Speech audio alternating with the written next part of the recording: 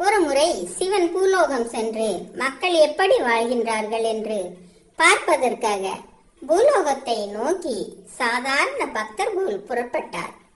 அப்போது பார்வதி தேவிக்கும் பூலோகம் செல்ல ஆசை வந்தது. பகவானே, நானும் தாங்களுடன் பூலோகம் வரலாமா என்று கேட்டார். சிவபெருமானும் தாராளமாக வா என்று கூற இருவரும் பூலோகம் நோக்கி புறப்பட்டனர். பூலோகம் சென்ற பார்வதி தேவியாருக்கு அதிக பசி எடுத்தது. அப்பனே, மிகவும் பசியாக இருக்கின்றது, எங்கேயாவது உணவு கிடைக்குமா என்று சிவபெருமானிடம் கேட்டார்.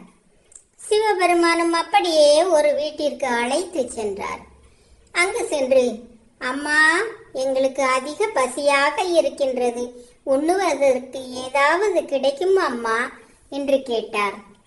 அதற்கு அந்த பெண், போ, உணவெல்லாம் இப்பொழுது இல்லை, போ என்று துரத்தி விட்டார். பார்வதி தேவியாருக்கு பசி மயக்கமாக வந்தது. அங்கு ஒரு சிறிய குடிசை வீடு இருந்தது. அம்மா, தாயே என்று கூப்பிட்டார். குடிசையின் உள்ளிருந்து ஒரு வயதான பெண்மணி வெளியில் வந்தார். ஐயா, தாங்களுக்கு என்ன வேண்டும் என்று கேட்டாள். தாயே, என் மனைவி பசியோடு இருக்கின்றாள், தாங்கள் ஏதாவது உணவளிக்க முடியுமா என்று கேட்டார்.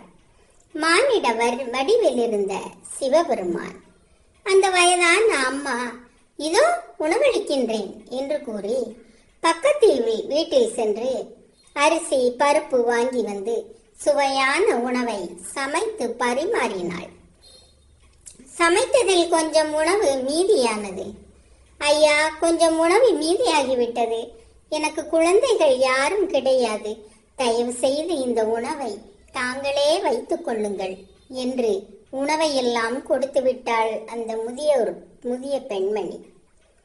கொடுத்துவிட்டு திரும்பி பார்த்தால் அந்த வயதான பெண்ணின் வீட்டில் மகிழ்ச்சியுடன் ஒரு சிறிய குடும்பம் நின்று இருந்தது.